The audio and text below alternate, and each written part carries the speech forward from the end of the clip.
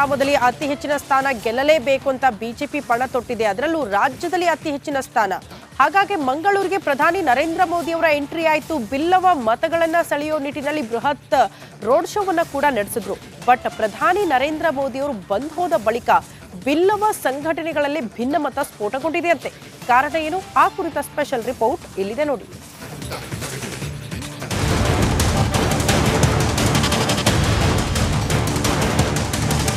April 14ರ ಭಾನುವಾರ ಸಂಜೆ ಇಡೀ ಮಂಗಳೂರು ಕೇಸರಿಮಯವಾಗಿತ್ತು.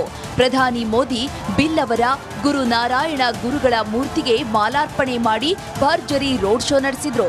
ಇದು ಬಿಲ್ಲವರ ಮತಗಳು ಛಿದ್ರವಾಗದಂತೆ ಭದ್ರಪಡಿಸಲು ಬಿಜೆಪಿ ಮಾಡಿದ ಮೆಗಾ ಪ್ಲಾನ್ ಅನ್ನಬಹುದು. ಆದ್ರೆ ಈಗ ಅದೇ ಬಿಲ್ಲವ ಸಮುದಾಯದ ಸಂಘಟನೆಗಳು ಬಿಜೆಪಿ ವಿರುದ್ಧ ಆಕ್ರೋಶ ವ್ಯಕ್ತಪಡಿಸಿವೆ. ನಾರಾಯಣಗುರು ವೃತ್ತ ಆಗಲು ಬಹಳಷ್ಟು ಶ್ರಮ ವಹಿಸಿದ್ದು ಬಿರುವೇರ್ ಕುಡ್ಲ ಸಂಘಟನೆ ಹಾಗೂ ಹಲವು ಬಿಲ್ಲವ ಸಂಘಟನೆಗಳು. ಆದ್ರೆ ಮೋದಿ ಆಗಮನದ ವೇಳೆ ಹೋರಾಟ ಮಾಡಿದವರಿಗೆ ಆಹ್ವಾನ ನೀಡದೆ ಬಿಜೆಪಿ ನಿರ್ಲಕ್ಷ್ಯ ಮಾಡಿದೆ ಅಂತ ಆಕ್ರೋಶ ವ್ಯಕ್ತವಾಗಿದೆ. ಮೋದಿ ಸ್ವಾಗತಕ್ಕೆ ಉದ್ಯಮಿಗಳು ಪಕ್ಷಕ್ಕೆ ದ್ರೋಹ ಮಾಡಿದವರಿಗೆ ಅವಕಾಶ ನೀಡಿದೆ. ಆದ್ರೆ ನಮ್ಮನ್ನ ಬೇಕಂತಲೇ ಮರೆತಿದ್ದೀರಿ. ದಕ್ಷಿಣ ಕನ್ನಡ ಬಿಜೆಪಿಯಲ್ಲಿ ಬ್ರಿಜೇಶ್ ಬಣ ಹಾಗೂ ನಳೀನ್ ಬಣ ಎಂಬಂತಾಗಿದೆ.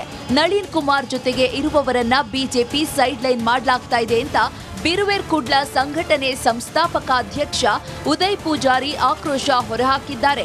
ದೊಡ್ಡ ದೊಡ್ಡ ಸಂಘಟನೆಗಳಿವೆ ನಮ್ಮದರಲ್ಲಿ, ಯಾರನ್ನು ಕೂಡ ಅವರು ಕರೀಲಿಲ್ಲ. ಅದು ತುಂಬ ಬೇಸರ ಆಗ್ತಾ ಇದೆ ನಮಗೆ. ಯಾಕಂದ್ರೆ ನಮ್ಮ ಕುದ್ರೋಳಿ ಕ್ಷೇತ್ರದ ಅಧ್ಯಕ್ಷರಾದ ಸಾಯಿರಾಮಣ್ಣನ್ನು ಕರಿಬಹುದಿತ್ತು ಅವರಿಗೆ, ಅದು ಕೂಡ ಅವರು ಕರೀಲಿಲ್ಲ. ಇಲ್ಲಿ ನೋಡಿ ನಮಗೆ ಯಾಕೆ ಬೇಸರ ಆಗ್ತಾಯಿದೆ ಅಂದರೆ ಅಲ್ಲಿ ಏರ್ಪೋರ್ಟಿಗೆ ಬಿಸ್ನೆಸ್ ಮ್ಯಾನ್ಗಳು ಹೋಗಿದ್ದಾರೆ, ಪಕ್ಷ ವಿರೋಧಿ ಮಾಡಿದವರು ಹೋಗಿದ್ದಾರೆ ಅಲ್ಲಿಗೆ ಮೋದಿಜಿಯನ್ನು ವೆಲ್ಕಮ್ ಮಾಡಲಿಕ್ಕೆ. ನಮಗೆ ಸಂಘದವರಾಗಲಿ ಪಕ್ಷದವರು ಹೋಗ್ತಾ ಇದ್ದರೆ ನಮ್ಗೆ ಏನು ಬೇಜಾರಾಗ್ತಾ ಇರಲಿಲ್ಲ.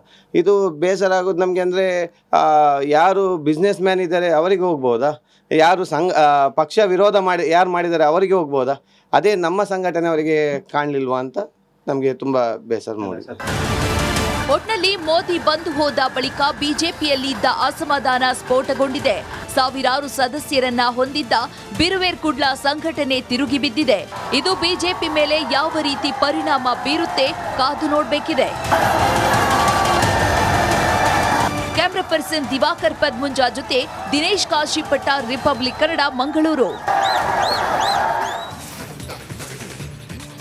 ಡಿಸಿಎಂ ಡಿಕೆ ಶಿವಕುಮಾರ್ ವಿರುದ್ಧ ದೊಡ್ಡಗೌಡರು ಗುಡುಗಿದ್ದಾರೆ. ಹಳೆ ಕೇಸೊಂದ ಕೆದಕಿದಂತಹ ಅವರು ಕಿಡ್ನಾಪ್ ಪ್ರಕರಣದ ಕಥೆಯೊಂದನ್ನು ಬಿಚ್ಚಿಟ್ಟಿದ್ದಾರೆ.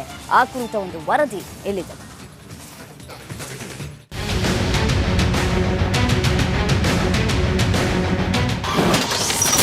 ಡಿಸಿಎಂ ಡಿಕೆಶಿ ವಿರುದ್ಧ ಎಚ್ಡಿಡಿ ಬಾಂಬ್. ಬಾಲಕಿ ಕಿಡ್ನಾಪ್, ಆಸ್ತಿ ಕಬಳಿಕೆ ಆರೋಪ. 9 ವರ್ಷದ ಹುಡುಗಿನ ತಗೊಂಡು ಹೋಗಿ ಆಸ್ತಿ ಬರ್ಸಿದ್ರಲ್ಲ.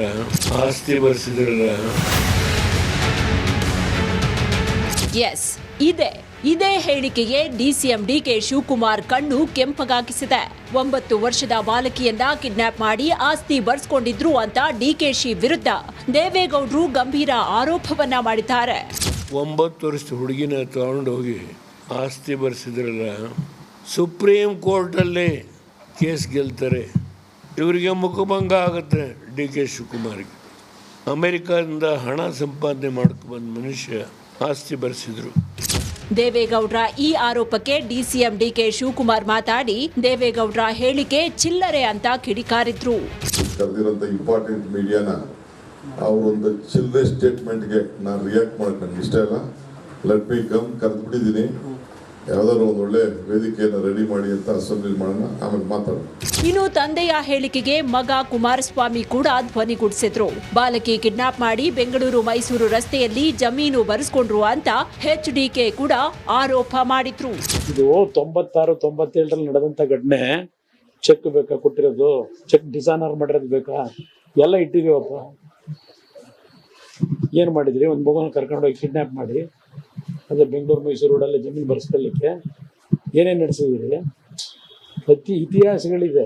ಚರ್ಚೆಗೆ ರೆಡಿ ಅಂತ ಚರ್ಚೆಗೆ ಯಾವಾಗ ಕರೆದವ್ರು ಈಗ ನೆನ್ನೆ ಹೇಳ್ತಾರೆ ಚರ್ಚೆ ಮಾಡಬೇಕು ಅಂದ್ರೆ ಚರ್ಚೆ ಮಾಡಕ್ ಸಿದ್ಧ ಇದ್ದೀನಿ ಬನ್ನಿ. ಅಯ್ಯೋ, ಇನ್ನು ಆರೋಪ ಎಷ್ಟು ಸತ್ಯನೋ ಸುಳ್ಳೋ ಗೊತ್ತಿಲ್ಲ.